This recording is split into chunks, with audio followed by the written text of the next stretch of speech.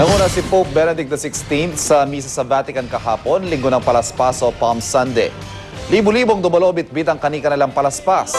Paggunita ito sa pagpasok noon ni Jesucristo sa Jerusalem.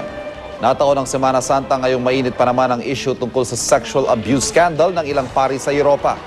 May mga bumabatikos sa mga naging hakbang ng Santo Papa noong siya'y arsobispo pa, kaugnay na mga kaso o sa mga kaso na mga paring dawit sa pang-aabuso. Niyanig po na magkasunod na suicide bombing ang subway system ng Moscow, Russia. Hindi bababa sa 35 patay. Narito ang report. Mahigpit ang seguridad at walang pinabababang pasahero sa istasyon. Ilang dugo ang tao naman ang nilalapatan ng lunas sa ambulansya. Ganito ang sitwasyon sa Park Kulturi Metro Station matapos ang kambal na suicide bombing sa subway system ng Moscow, Russia. Sa kalagitnaan ng rush hour, Lunes ng umaga, isang babaeng pasahero nagpasabog ng kanyang sarili sa loob ng tren papalapit sa Lubkanya Metro Station. 23 ang namatay. Nasa itaas lang ng istasyon ng opisina ng Federal Security Service.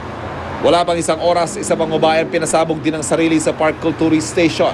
Hindi bababa sa 12 patay. 38 sugatan sa magkasunod na pagsabog, kabilang ang isang Pinay ayon sa mga ulat sa Russia. Kinukumpirma pa ito ng ating Department of Foreign Affairs. Inako ito ng Chechen rebels. Pero suspect pa rin ng mga otoridad ng iba pang militanteng grupo. Huling nagkaroon ng militanteng pag-atake sa Moscow noong 2004 kung kailan 10 ang namatay. Ivan Mayrina, nakatutok, 24 oras. Kinumpirma na po ng Department of Foreign Affairs na may pinaingang nasugatan sa dalawang pagsabog sa Moscow. Hindi naman daw malalang natamong pinsala ng Pinay na si Maria Eileen Ponting. Susunod! Boracay, buhay na naman sa pagdagsa ng mga turista. At Richard Gutierrez, ano kayang masasabi sa tambalan nila ni Claudine Barreto at ex-girlfriend na si Ann Curtis? Lahat ng yan dito lang